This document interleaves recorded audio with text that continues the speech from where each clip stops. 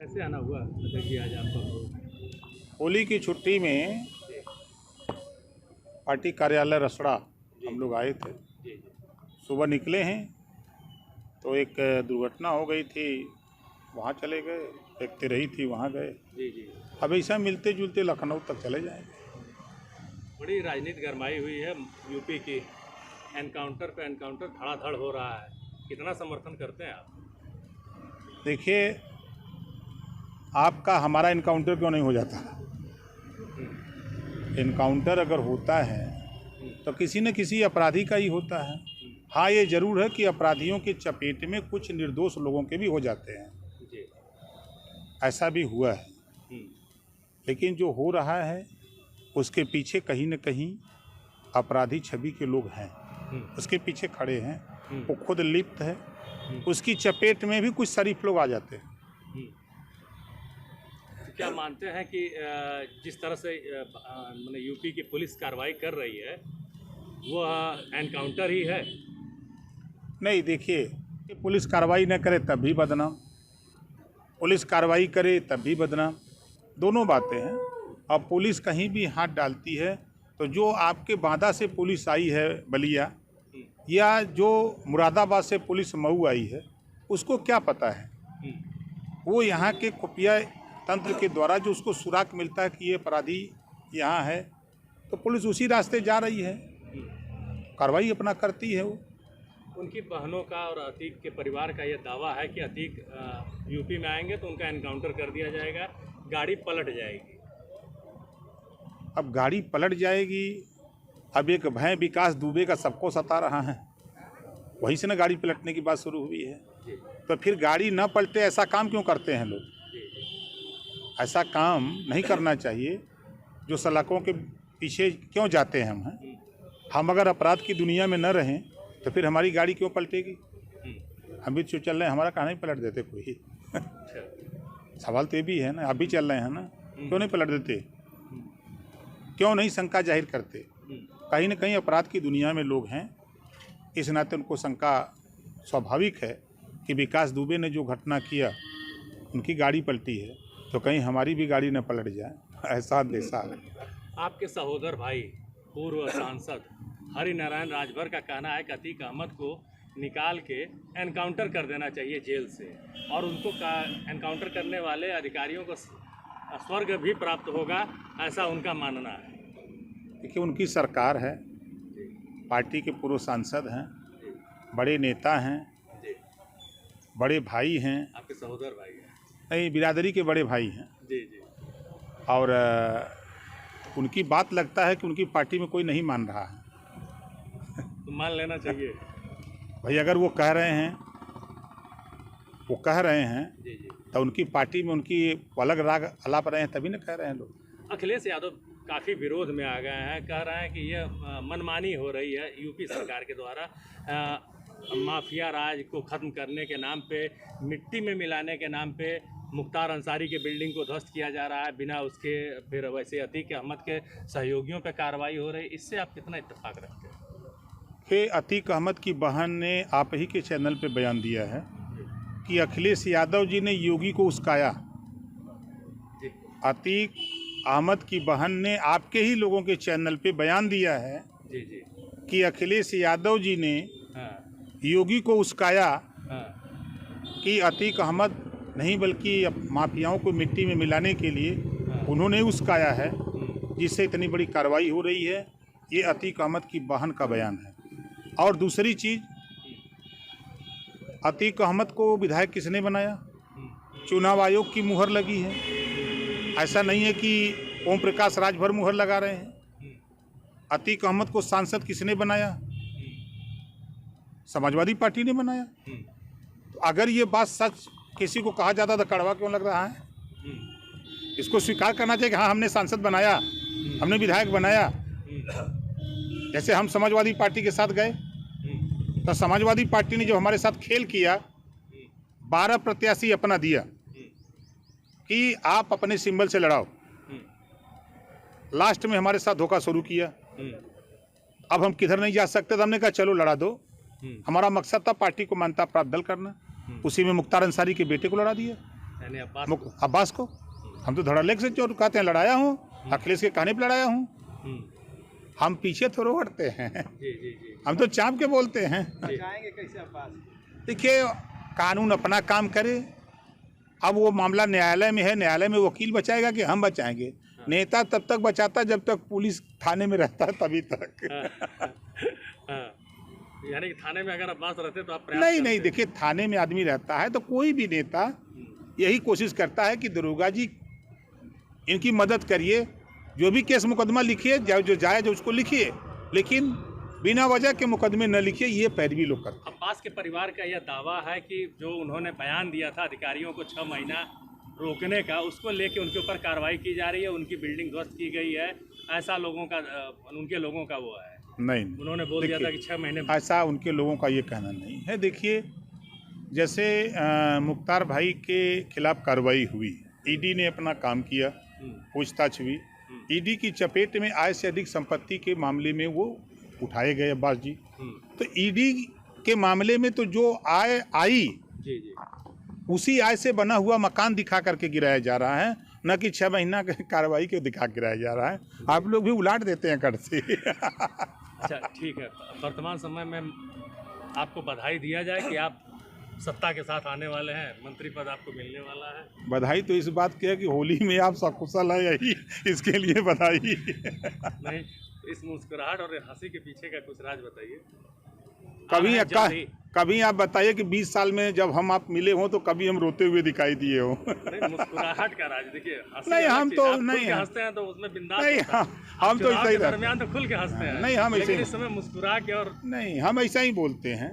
देखिए, जीवन रोएंगे कुछ मिलेगा नहीं, दुख प्रकट करेंगे कुछ मिलेगा नहीं, हंसते खाते रहो, चलते रहो। योगी जी की कार्रवाई को कितना आप सही मानते हैं? एक चीज उनका हम बहुत अच्छा मानते हैं कि जो मायावती और अखिलेश, मायावती जी और अखिलेश जी को जो एक भ्रम हो गया था नोएडा का, अंधविश्वास कहते हैं, दिमाग का दिवालियापन, कि जो मुख्यमंत्री नोएडा गाजियाबाद जाएगा वो दोबारा रिपीट नहीं कर सकता, इनके भ्रम को, इनके अहंकार को योगी जी ने तोड़ दिया। दोबारा रिपीट करके बता दिया कि तुम भ्रम में पड़े रहो, हम दोबारा आ गए हैं। ये तो दिखा दिया ना, ये दिखा दिया। और दूसरा, फिर मैं कह रहा हूँ, देश की आज़ादी के बाद जितनी फैक्ट्री, जितनी सड़क, railway station, railway line Congress ने दिया देश को, उतना कोई पार्टी नहीं दे सकती, कोई नहीं दे सकती। उसके बाद प्रदेश की बात करें, मायावती जी आई, आप लखनऊ 10-90 खड़ा होइए तो मायावती जी का काम बोलता है। लोग कहते हैं कि मायावती जी के शासन में अधिकारी हनुमान चालीसा पढ़ते थे, अखबारों में आप लोगों के टीवी पर भी चला था, ऐसी कोई नई बात मैं नहीं बता रहा हूँ। और मायावती ने काम भी किया, ऐसा नहीं कि मायावती ने काम नहीं किया। आप 10-90 पर खड़ा होंगे तो काम दिखेगा। लखनऊ को नवाबों की धरती बना दिया। अब नीचे जाइए, गोमती रिवर फ्रंट, अखिलेश जी का काम दिखता है। आप जाइए आगरा एक्सप्रेसवे, अखिलेश जी का काम दिखता है। आप आइए पूर्वांचल एक्सप्रेसवे, योगी जी का दिखता है। बुंदेलखंड एक्सप्रेसवे योगी जी बना रहे हैं। आप देखिए गोरखपुर लिंक एक्सप्रेसवे दिख रहा है। तो काम तो सब लोग, देखिए कोई सरकार, जो सरकार बनती है, एक सरकार बताइए जो विनाश के लिए बनी हो अब तक। मैंने पहला ऐसा नेता देखा, मैंने ऐसे पहला नेता जिसने कि सभी की तारीफ की हो।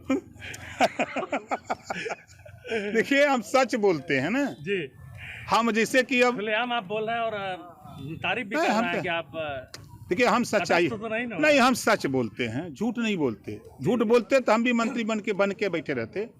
सामाजिक न्याय समिति की रिपोर्ट लागू करने से नाई, गोंड, पाल, प्रजापति, राजभर, चौहान, बिंद, केवट, मल्लाह, आज वो भी आरक्षण का लाभ लेकर के आज भी वो दरोगा, सिपाही, बाबू, चपरासी बनता। फिर क्यों अखिलेश यादव जाति जनगणना की बात कर रहे हैं? देखिए, अखिलेश यादव जी के विषय में अगर कहा जाए तो पिछड़े समाज के, दलित समाज के दो दुश्मन, एक मायावती जी, एक अखिलेश जी, यह दोनों चिल्लाते हैं कि पिछड़ों दलितों के साथ अन्याय हो रहा है। यही, अरे मैं खुले मन से कह रहा हूँ, डंके की चोट पर कहूँगा, जहाँ कहिएगा वहाँ बोलूँगा। पिछड़े दलित समाज के दो दुश्मन जो कहते हैं कि हम पिछड़े दलितों के हितैषी हैं, तो फिर ये दोनों अलग अलग क्यों लड़ते हैं? ये दोनों एक क्यों नहीं हो जाते? एक होकर के लड़े, तब ये कहने के हकदार हैं। मत ओम प्रकाश को अपने साथ लो, मत किसी को लो, लेकिन दोनों चाहते हो कि पिछड़े दलित का उत्थान। आज हमारे पास वहाँ रसड़ा कार्यालय पर दर्जनों बच्चे आए थे छात्रवृत्ति के लिए। कौन जिम्मेदार है? यही मायावती अखिलेश जिम्मेदार हैं। अगर ये दोनों मिल के लड़े होते तो प्रदेश में सरकार होती। आज ये छात्रवृत्ति के मामले पर बजट अलाट होता तो जितना चाहते उतना अलाट कर सकते थे, लेकिन ये दोनों अपने युगों में हम बड़े कि तुम बड़े, वही हनुमान जी वाली कहानी। यानी कि आप 2024 में दोनों लोगों को साथ लड़ने का टिप्स दे रहे हैं क्या? बिल्कुल देते हैं।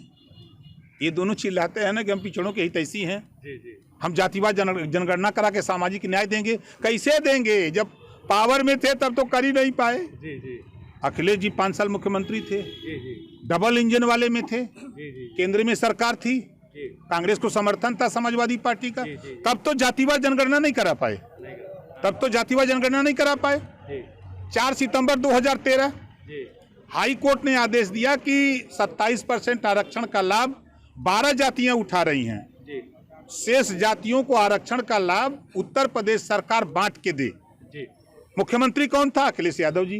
जी, और अखिलेश यादव जी मुख्यमंत्री थे उस समय। हाई कोर्ट के आदेश नहीं दिखाई दिया। 15 सितंबर 2013 हाई कोर्ट ने भी आदेश दिया। ये राजभर जी आदेश नहीं दिए थे। हाई कोर्ट ने कहा कि उत्तर प्रदेश में शिक्षा एक समान लागू करो। जो अमीर के बेटा को पाठ्यक्रम है वही गरीब के बेटा को सरकारी स्कूल में करो। तब अखिलेश जी सामाजिक न्याय की बात नहीं याद आ रही थी।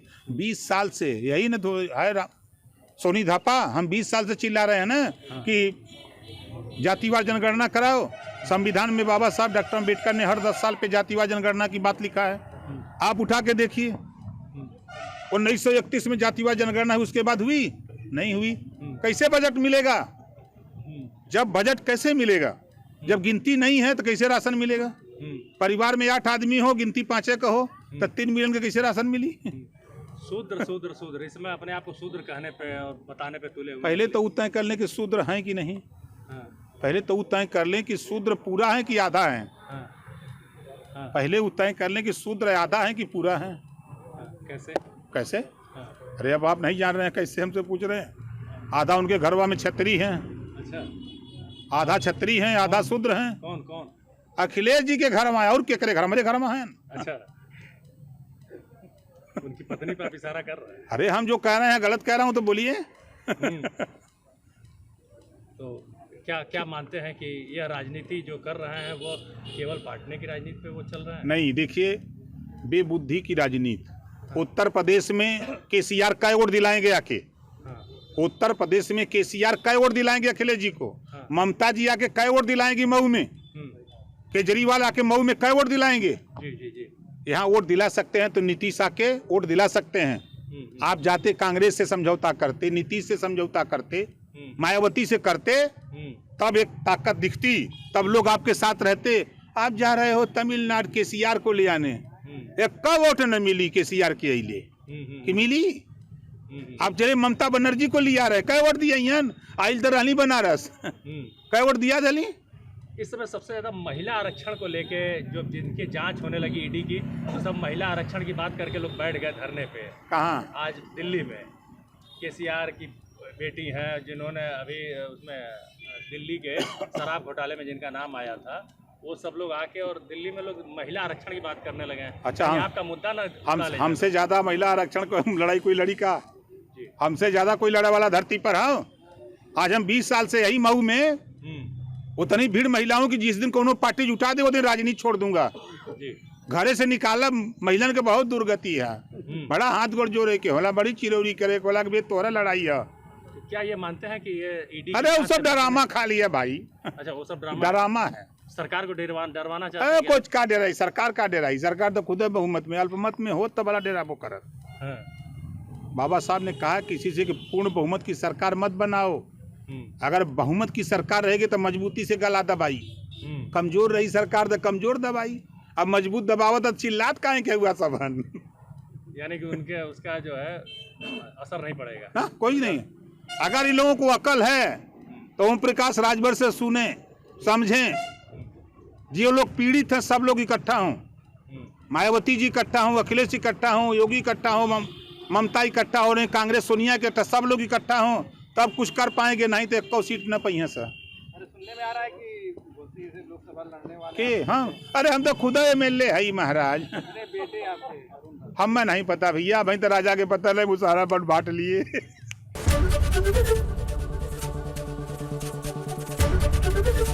ABP गंगा, खबर आपकी, जुबान आपकी।